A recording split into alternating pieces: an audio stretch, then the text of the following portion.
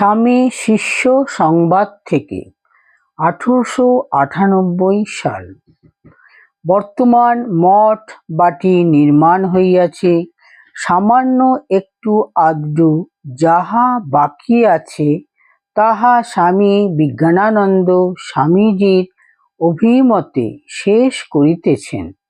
স্বামীজীর শরীর তত ভালো নয়, তাই ডাক্তারগণ তাহাকে নৌকায় করিয়া গঙ্গা বক্ষে সকাল সন্ধ্যায় বেড়াইতে বলিয়াছেন। নড়ালের রায়বাবুদের বজরাখানি কিছুদিনের জন্য স্বামী নিত্যানন্দ চাহিয়া আনিয়াছেন। মঠের সামনে সেখানা বাঁধা রহিয়াছে। স্বামীজি ইচ্ছামতো কখনো কখনো ওই বজরায় করিয়া গঙ্গাবক্ষের ভ্রমণ করিয়া থাকেন। আজ রবিবার, শিষ্য মঠে আসিয়াছে এবং আহারান্তে স্বামীজির ঘরে বসিয়া স্বামীজির সহিত কথোপকথন করিতেছে। মঠে স্বামীজি এই সময় সন্ন্যাসী ও বাল ব্রহ্মচারীগণের জন্য কতকগুলি নিয়ম বিধিবদ্ধ করেন। গৃহস্থদের সঙ্গ হইতে দূরে থাকাই ওইগুলির মুখ্য উদ্দেশ্য ছিল, যথা পৃথক আহারের স্থান, পৃথক বিশ্রামের স্থান ইত্যাদি। ওই বিষয় লইয়াই এখন কথাবার্তা হইতে লাগিল। স্বামীজি বলছেন, গৃহস্থদের গায়ে কাপড়ে আজকাল কেমন একটা সংযমহীনতার গন্ধ পাই।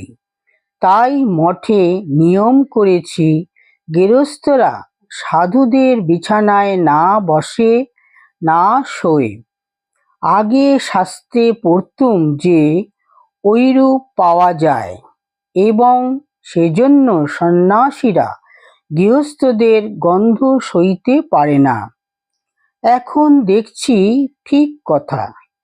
নিয়মগুলি প্রতিপালন করে চললে বাল ব্রহ্মচারীদের কালে ঠিক ঠিক সন্ন্যাস হবে।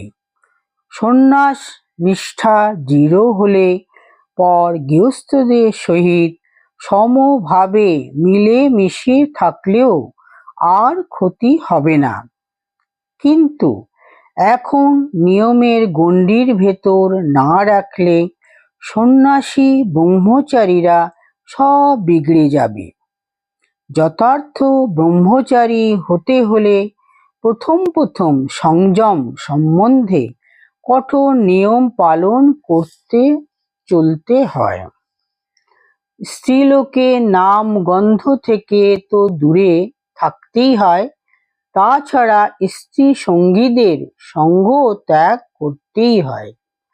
গৃহস্থশ্রী শিষ্য স্বামীজির কথা শুনিয়া স্তম্ভিত হইয়া রহিল এবং মঠের সন্ন্যাসী ব্রহ্মচারীদিগের সহিত পূর্বের মতো সমভাবে মিশিতে পারিবে না ভাবিয়া বিমর্ষ হইয়া কহিল, কিন্তু মহাশয়, এই মঠ ও মঠস্থ যাবতীয় লোককে আমার বাড়ি ঘর স্ত্রী পুত্রের অপেক্ষা অধিক আপনার বলিয়া মনে হয়। ইহারা সকলে যেন কত কালের চেনা। মঠে আমি যেমন সর্বতোমুখী স্বাধীনতা উপভোগ করি, জগতের কোথাও আর তেমন করি না। স্বামীজি বলছেন, যত শুদ্ধ সত্য লোক আছে সবারই এখানে ঐরূপ অনুভূতি হবে। যার হয় না সে জানবি এখানকার লোক নয়। কত লোক হুজুগে মেতে এসে আবার যে পালিয়ে যায়, উহাই তার কারণ। ব্রহ্মচর্যবিহীন দিন রাত অর্থ অর্থ করে ঘুরে বেড়াচ্ছে, এমন সব লোকে এখানকার ভাব কখনো বুঝতে পারবে না, কখনো মঠের লোককে আপনার বলে মনে করবে না। এখানকার সন্ন্যাসীরা সেকেলে ছাই মাখা, মাথায় জটা, চিমটে হাতে ঔষধ দেওয়া সন্ন্যাসীদের মতো নয়। তাই লোকে দেখে শুনে কিছুই বুঝতে পারে না। আমাদের ঠাকুরের চাল চলন ভাব সকলেই নতুন ধরনের ছিল, তাই আমরাও সব নতুন রকমের।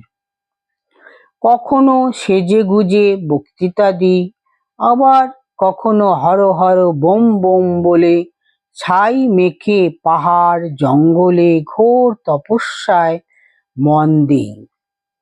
শুধু সেকেলে পাজি পুঁথির দোহাই দিলে এখন আর কি চলে রে?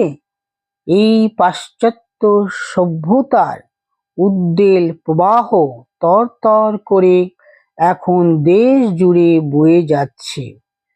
তার উপযোগিতা একটুও প্রত্যক্ষ না করে কেবল পাহাড়ে বসে ধ্যানস্থ থাকলে এখন আর কি চলে?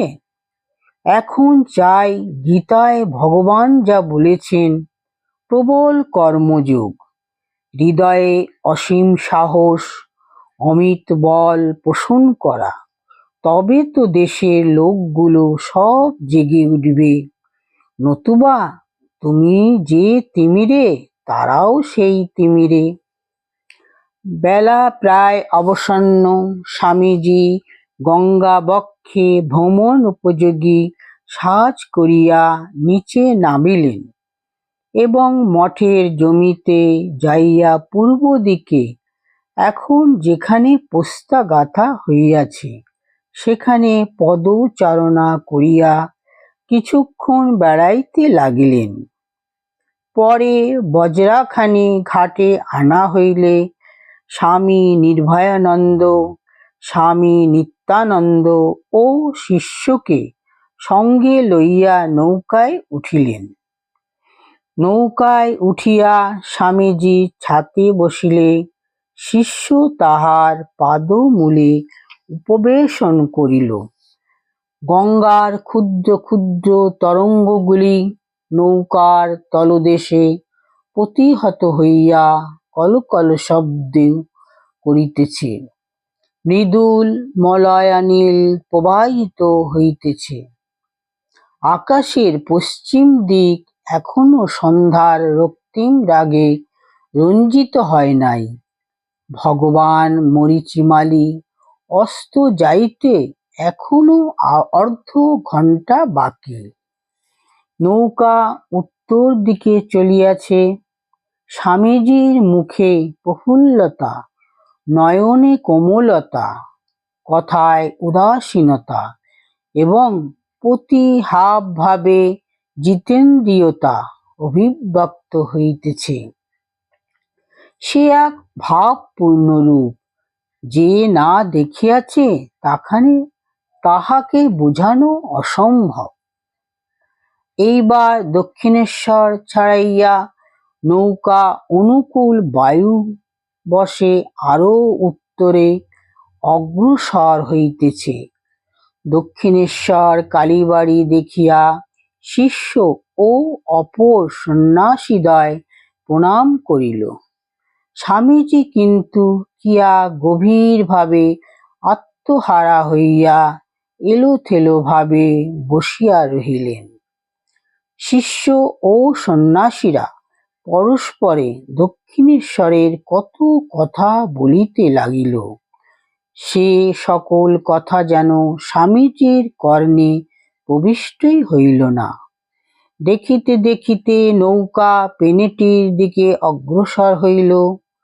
পেনেটিতে গোবিন্দ কুমার চৌধুরীর বাগানবাটিতে ঘাটে নৌকা কিছুক্ষণের জন্য বাঁধা হইল।